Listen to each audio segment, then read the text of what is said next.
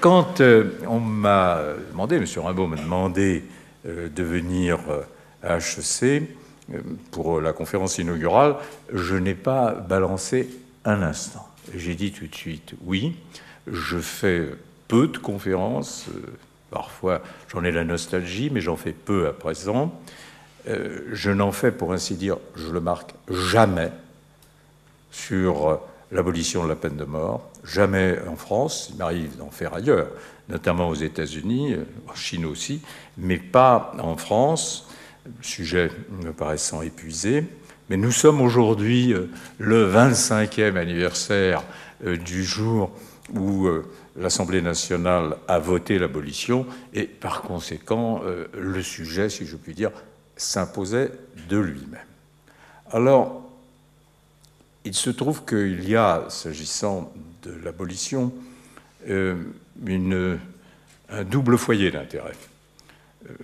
L'un qui est rétrospectif, qui est historique, qui est l'histoire de la bataille pour l'abolition de la peine de mort, qui s'inscrit essentiellement en France, politiquement, entre 1972 et 1980. 10 années, et 10 années dans lesquelles le hasard ou la force des choses ont fait que je me suis trouvé assumer à cet égard, en effet, un combat militant.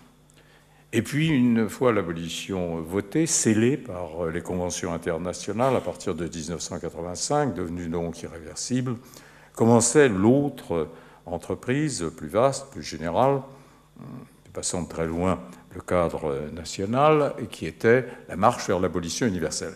Et parce que c'est le présent et l'avenir, c'est évidemment ce sujet-là qui importe aujourd'hui et qui, pour moi en particulier, compte.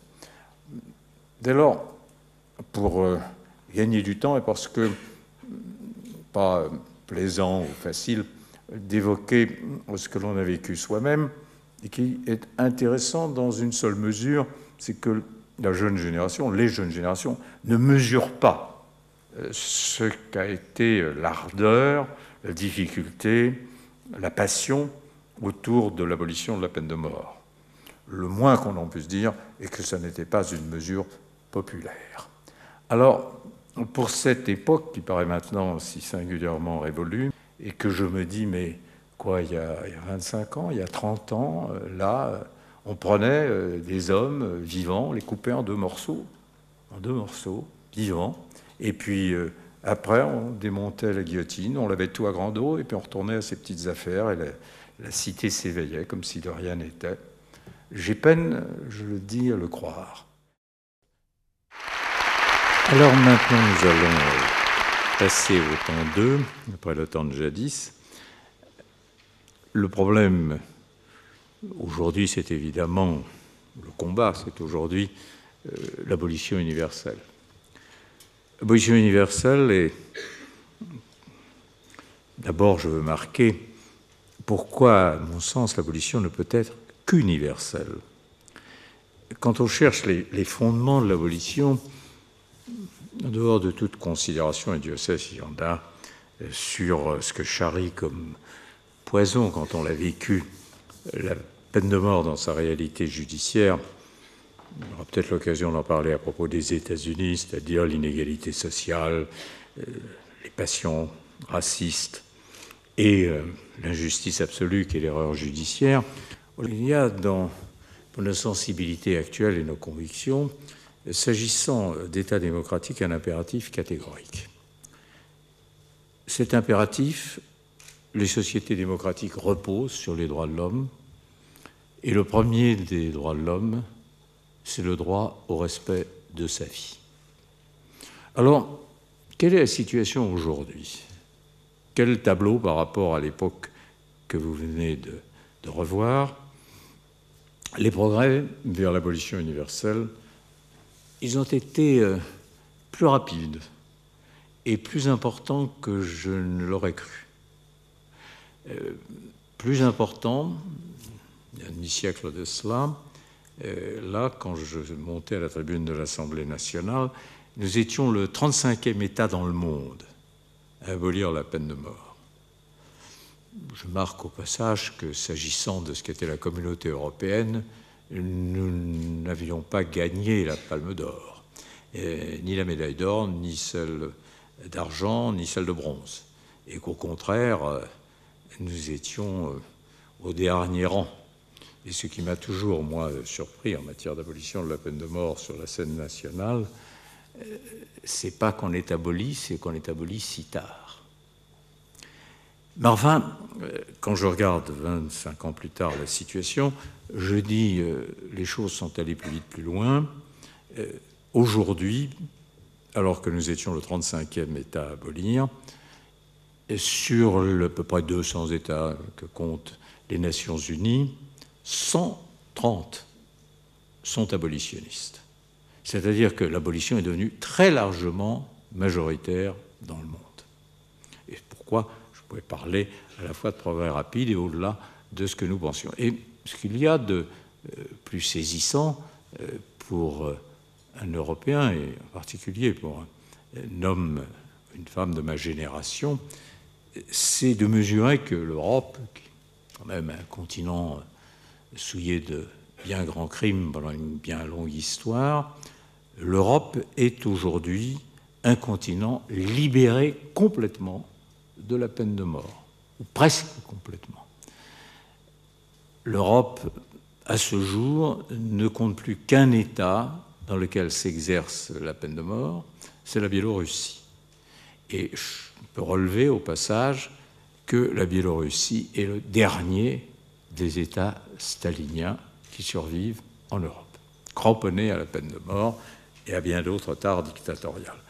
Mais en dehors de cela, non seulement la peine de mort est bannie de chaque législation, presque toutes les législations nationales, non seulement on ne condamne plus à mort, on n'exécute plus en Europe, sauf la Biélorussie, mais les États européens sont liés, se sont liés par des conventions internationales qui interdisent aux États signataires de recourir à la peine de mort.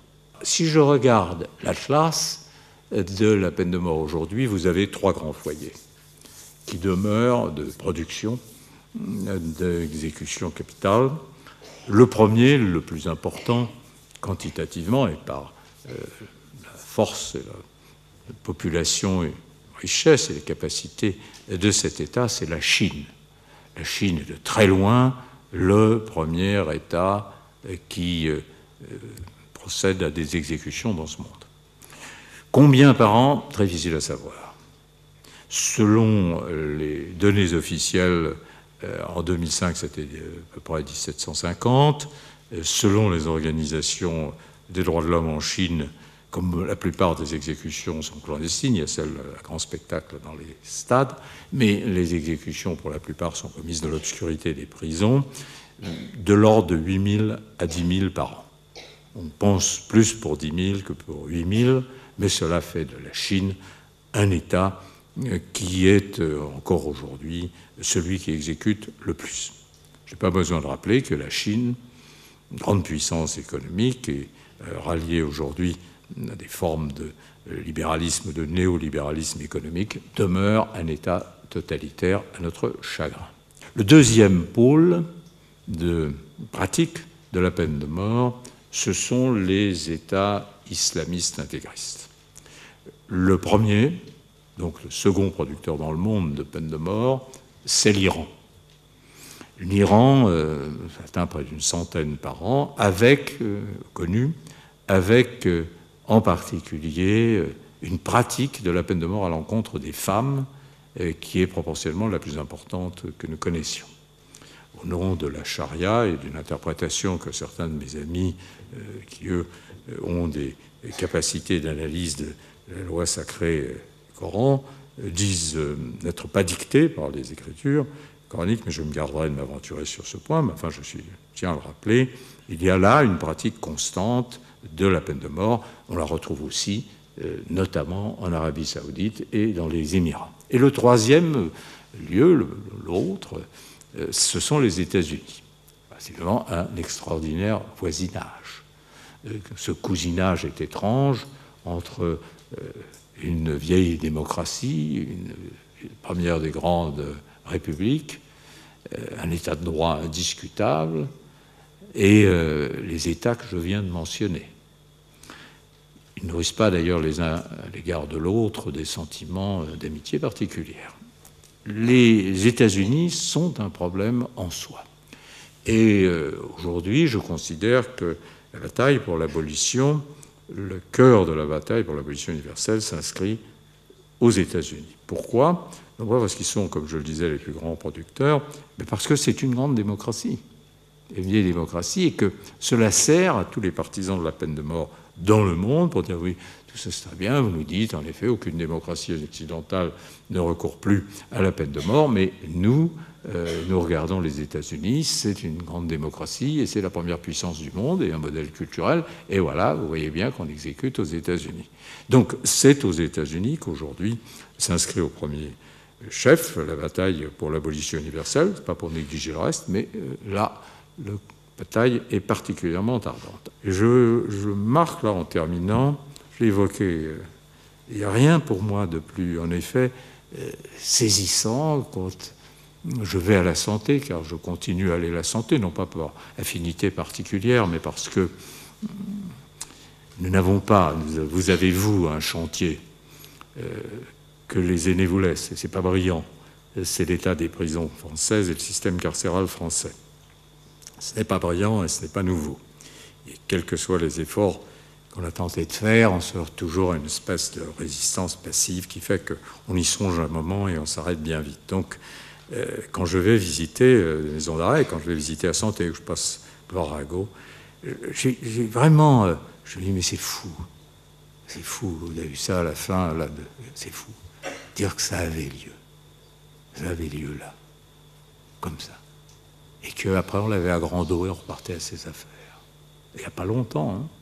Pour moi, il n'y a pas longtemps. Pour vous, ça paraît très loin. Mais vous en verrez le terme et ce sera très bien ainsi. Merci.